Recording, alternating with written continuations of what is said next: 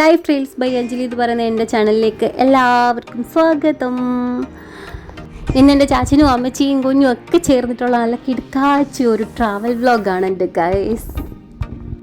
സത്യത്തിലേ അടുത്ത ദിവസം പോയാലും മതിയായിരുന്നു, പക്ഷേ ഞങ്ങൾ ഒരു ദിവസം തന്നെ മുന്നേ പോകാമെന്ന് തീരുമാനിച്ചിട്ട് അങ്ങനെ പോയി ടിക്കറ്റൊക്കെ എടുത്തത് ഗുരുവായൂർ എക്സ്പ്രസ്സിനാണ്, നമ്മുടെ കരുനാഗപ്പള്ളിയിൽ നിന്ന്. പക്ഷേ നല്ല തിരക്കാണ്, നമുക്ക് ടിക്കറ്റ് കൺഫേം ആയിട്ടും ഇല്ല, വെയിറ്റിങ്ങിലാണ്. അപ്പോൾ ഇനി എന്തായാലും നമുക്ക് കിട്ടുമെന്ന് ഉറപ്പില്ല. അപ്പം അമ്മ, കുഞ്ഞ്, ഇത്രയും ലഗേജ് എല്ലാം കൂടെ എനിക്ക് നല്ല വലിയ ടാസ്ക്കായിട്ട് തോന്നി. നമ്മൾ ട്രെയിൻ ടിക്കറ്റൊക്കെ എടുത്ത് പോകുമ്പോൾ, അതായത് സെക്കൻഡ് എ സിയും തേർഡ് എ സിയൊക്കെ അങ്ങനെ ബുക്ക് ചെയ്ത് പോകുമ്പോഴത്തേക്ക് നമുക്കെല്ലാം കാണാൻ പറ്റും, വിസിബിളായിട്ടെല്ലാം കാണാനൊക്കെ പറ്റും. പക്ഷേ നമുക്ക് മറ്റുള്ളവരുമായിട്ടൊക്കെ ഒന്ന് മിണ്ടാനും പല പല അനുഭവങ്ങളൊക്കെ കിട്ടുന്നത് ഇതേപോലെ ജനറൽ കമ്പാർട്ട്മെൻറ്റ് അല്ലെങ്കിൽ ലേഡീസ് കമ്പാർട്ട്മെൻറ്റ് അല്ലെങ്കിൽ അങ്ങനെ ജനറലായിട്ടിലൊക്കെ കയറുമ്പോഴത്തേക്കും നമുക്ക് അടിപൊളിയാണ്. എന്ന് വെച്ചാൽ പല പല വ്യത്യസ്തമായിട്ടുള്ള കുറേ അനുഭവങ്ങളൊക്കെ നമുക്കുണ്ടാവാറുണ്ട്. ഇപ്പോൾ തന്നെ ദാണ്ട് അദ്ദേഹം പാട്ട് പാടാനായിട്ടൊക്കെ വന്നിട്ട് എന്ത് കഴിവാണ് ശരിക്കും, അടിപൊളിയായിട്ട് പാട്ട് പാടി. ഞാൻ ആ ഒരു ഷോട്ട് എടുക്കാൻ വരുമ്പോഴത്തേക്ക് അദ്ദേഹം അങ്ങ് പോയി കേട്ടോ. ഞാൻ വെയിറ്റ് ചെയ്തിങ്ങനെ എഴുന്നേറ്റ് ചെന്നെടുക്കാൻ വന്നപ്പോഴത്തേക്കും ആളങ്ങ് പോയിട്ടുണ്ടായിരുന്നു. നന്നായിട്ട് പാടുന്നുണ്ടായിരുന്നു, എനിക്ക് എടുക്കാൻ പറ്റിയില്ല.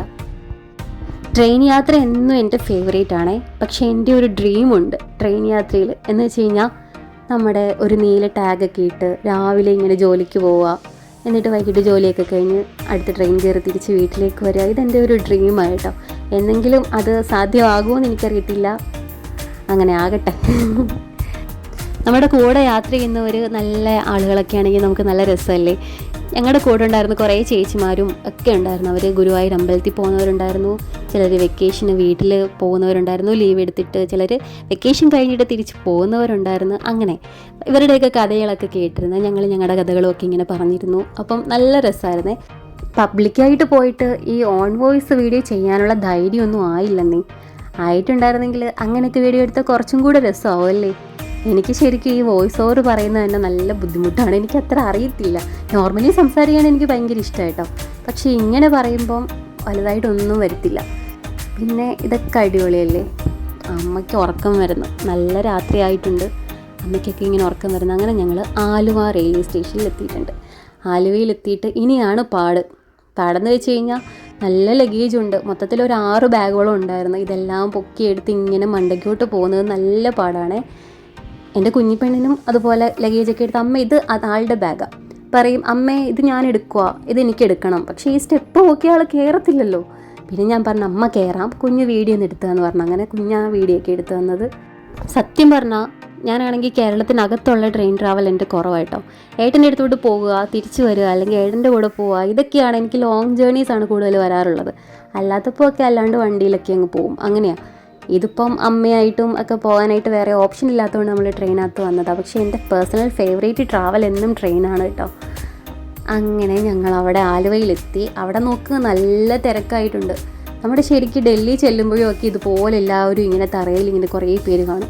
അതേപോലെയൊക്കെ ഇവിടെ വന്നിട്ടുണ്ടെങ്കിലും നമ്മുടെ വേറെ സ്റ്റേറ്റിലുള്ള ഭയ്യാമാരും ദീദിമാരും ഒക്കെ ഒരുപാട് പേരിവിടെ ഉണ്ട്. അങ്ങനെ നല്ല മഴയൊക്കെ ഉണ്ടായിരുന്നേ. അപ്പോൾ ഞങ്ങൾ അവിടെ റെയിൽവേ സ്റ്റേഷൻ്റെ അടുത്ത് നിന്ന് തന്നെ ഒരു ഓട്ടോയൊക്കെ വിളിച്ചിട്ട് നേരെ കൺവെൻഷൻ സെൻറ്റർ അവിടെ എത്തിയിട്ടുണ്ടായിരുന്നു. അവിടെ നാളത്തേക്കുള്ള ഫംഗ്ഷന് വേണ്ടിയിട്ടുള്ള എല്ലാ ഡെക്കറേഷനും കാര്യങ്ങളും എല്ലാം സെറ്റാക്കിയിട്ടുണ്ടായിരുന്നു. അടിപൊളിയായിട്ട്. ഞങ്ങൾക്ക് ഇന്നിവിടെയാണ് സ്റ്റേ. അങ്ങനെ ഞങ്ങൾ സ്റ്റേ ഒക്കെ ചെയ്തു. രാവിലെ ചാച്ചിൻ്റെ അമ്മയൊക്കെ റെഡിയായ ഗേസ് നോക്ക്, അമ്മയുടെ വൈറ്റ് ഹെയർസൊക്കെ ഇങ്ങനെ. ഞാനും എൻ്റെ അനിയത്തിയും പറഞ്ഞു ഞങ്ങൾ കറുപ്പിച്ച് കൊടുക്കാമെന്ന് പറഞ്ഞപ്പോൾ ചാച്ചൻ പറഞ്ഞത് നിങ്ങൾ ചെയ്താൽ ശരിയാവത്തില്ല, ഞാൻ ചെയ്യാമെന്ന് പറഞ്ഞിട്ട് ചെയ്ത് കൊടുക്കാം കേട്ടോ. ഭാര്യ എങ്ങനെയൊക്കെ ഒരുക്കി സെറ്റാക്കി. ഇതാണ് ശ്രീയാൻവിക്കുട്ടിയുടെ ഡ്രസ്സ്, ഞാൻ കാണിച്ചിട്ടുണ്ടായിരുന്നു മൊത്തം അതിൻ്റെ വർക്കൊക്കെ ചെയ്തതൊക്കെ. നിങ്ങൾക്ക് ഇഷ്ടപ്പെട്ടായിരുന്നോ? ഞാൻ പെട്ടെന്ന് ഇങ്ങനെ ഈ ഒരു കല്യാണത്തിന് വരാൻ വേണ്ടിയിട്ടാണ് കേട്ടോ ആ ഡ്രസ്സ് അങ്ങനെ സെറ്റ് ചെയ്തിട്ടുണ്ടായിരുന്നത്. അങ്ങനെ ശ്രീയാൻവി അങ്ങനെ ഭയങ്കര വീഡിയോസൊക്കെ എടുക്കാൻ വേണ്ടിയിട്ട് ഓരോരോ ഇതൊക്കെ കാണിച്ചു കൂട്ടും അവിടെ നിന്നിട്ട്. അങ്ങനെ ഞങ്ങൾ എവിടെ വന്നതെന്നറിയോ? എൻ്റെ അപ്പച്ചിയുടെ മോൻ്റെ കല്യാണമാണ്. അങ്ങനെ ഞങ്ങൾ കല്യാണത്തിന് വേണ്ടി വന്നതാണ്. അപ്പച്ചിയുടെ വീട് പാലക്കാടും കല്യാണം കഴിക്കാൻ വന്ന പെണ്ണിൻ്റെ വീട് കോട്ടയത്ത് പാലയിലും. അങ്ങനെ അവിടുന്ന് രണ്ടിടത്തും കൂടെ കോമൺ ആയിട്ട് ആലുവയിൽ വെച്ചിട്ടായിരുന്നു കല്യാണം. അങ്ങനെ എങ്ങനെയുണ്ട് ഞങ്ങളുടെ ഔട്ട്ഫിറ്റ്? ഞാനും മോളും കൂടെ കോംബോ ആയിട്ട് ചെയ്തതാണ്. എൻ്റെയും ഡ്രസ്സ് തയ്ച്ചിട്ടുണ്ടായിരുന്നതാണ്. എൻ്റെ ആ ഡ്രസ്സ് ഉടുപ്പിനകത്തു നിന്നുള്ള അതെടുത്തിട്ടാണ് ഞാൻ മോൾക്ക് ആ വർക്ക് ചെയ്തിട്ടുണ്ടായിരുന്നത്. അങ്ങനെ എല്ലാവരെയും കണ്ടപ്പോൾ ഭയങ്കര സന്തോഷമാണ്. എന്നുവെച്ചാൽ എല്ലാവരും റിലേറ്റീവ്സ് കസിൻസും എല്ലാവരും കൂടെ ഒത്തുകൂടിയപ്പോഴത്തേക്ക് അടിപൊളിയായിരുന്നു. അപ്പം അതിൻ്റെ കൂട്ടത്തിൽ പുതിയ ഡ്രസ്സും കൂടി ഇട്ടാൽ പിന്നെ പറയുകയും വേണ്ടല്ലോ, സന്തോഷം അടിപൊളിയായിട്ടുണ്ട്. അങ്ങനെ ഞങ്ങൾ കാത്തിരുന്ന ഞങ്ങളുടെ പാലക്കാടൻ കല്യാണം ഇങ്ങ് എത്തി. അപ്പോൾ അത് കൂടാനാണ്. അപ്പോൾ അതിൻ്റെ വിശേഷങ്ങളാണ് ഇന്നത്തെ അതിനകത്ത് കാണിക്കാൻ പോകുന്നത്. ഒരുപാട് ആളൊന്നും ഇല്ലാതെ എന്നാൽ നമ്മുടെ എല്ലാ റിലേറ്റീവ്സും വന്നിട്ടുണ്ടായിരുന്ന ഒരു കല്യാണമായിരുന്നു. അങ്ങനെ നമ്മുടെ ചിക്കു കുഞ്ഞയുമായിട്ടുള്ള ശ്രീയാൻവിയുടെ ഫോട്ടോഷൂട്ടൊക്കെ കഴിഞ്ഞിട്ട്, ഇത് ചേച്ചിയാണ്, എൻ്റെ ചേട്ടൻ്റെ മോളായിട്ടോ, ഋതുക്കുട്ടി. അങ്ങനെ ആൾ ഭയങ്കര മിടുക്കിയാണ്.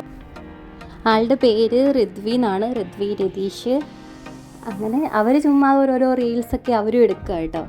അപ്പം പാവാട ഇങ്ങനെ കറങ്ങി വരുമ്പോൾ നല്ലപോലെ പാവാട കറങ്ങണം എന്നൊക്കെ പറഞ്ഞിട്ട് ചിത്തോപ്പി എനിക്ക് വീഡിയോ എടുത്ത് തരുമെന്നൊക്കെ പറഞ്ഞിട്ട് അവർ രണ്ടുപേരും കൂടെ കുറേ വീഡിയോസ് എടുക്കുക.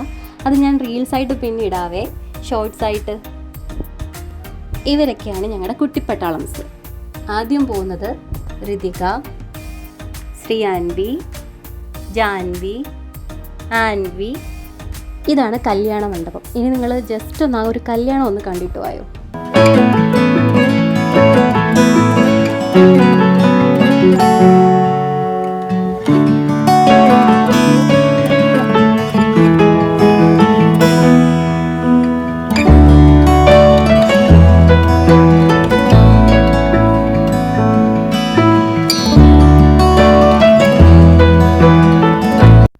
അങ്ങനെ കല്യാണമൊക്കെ കഴിഞ്ഞ് കഴിഞ്ഞപ്പോഴത്തേക്കും എൻ്റെ അപ്പച്ചിയും എൻ്റെ ചാച്ചനും എൻ്റെ വല്യച്ഛനും കൂടിങ്ങനെ കണ്ട് ആസ്വദിക്കുകയാണേ. അതൊക്കെ കഴിഞ്ഞ് കഴിഞ്ഞപ്പോഴത്തേക്കും കുഞ്ഞു പെണ്ണിൻ്റെ ഒരു ഡാൻസും. പിന്നെ ഒന്നും പറയണ്ട, അടിപൊളി സദ്യ. ആലുവ സദ്യ എന്ന് വേണമെങ്കിൽ പറയാം കേട്ടോ. ഈ സദ്യയുടെ കാര്യം പറയുമ്പം കഥ പറയാൻ ഒരുപാടുണ്ട്. അയ്യോ, ഈ കഥകളൊക്കെ ഞാൻ എപ്പോഴാണ് നിങ്ങളോട് പറഞ്ഞു തീരുമെന്ന് എനിക്ക് തന്നെ അറിയില്ല. പക്ഷേ ഇത് പറഞ്ഞു തീരുന്നതിന് മുന്നേ നമ്മൾ പാലക്കാട് എത്തിയിട്ടുണ്ടാവും. അങ്ങനെ അവിടുന്ന് വന്ന വണ്ടിയിൽ തന്നെ കയറി ഞങ്ങൾ ആലുവയിൽ നിന്ന് നേരെ പാലക്കാടേക്ക് വിട്ടു. അപ്പോൾ ബാക്കിയുള്ള പാലക്കാടത്തെ വിശേഷവുമായിട്ട് ഞാൻ അടുത്ത വീഡിയോയിൽ വരുന്നതായിരിക്കും. പോകുന്ന വഴിക്കൊക്കെ കാണാൻ വേണ്ടിയിട്ട് നല്ല രസമുണ്ടായിരുന്നു കേട്ടോ. പക്ഷെ അതൊന്നും എടുക്കാൻ പറ്റിയില്ല. ആദ്യം ഈ കിടന്ന് കാണിക്കുന്നതൊക്കെ മാത്രമേ ഉള്ളൂ. കുറച്ചുകൂടെ കഴിഞ്ഞപ്പോഴത്തേക്കും നന്നായിട്ട് ടയേർഡ് ആയിട്ട് കിടന്ന് ഉറങ്ങിപ്പോയി.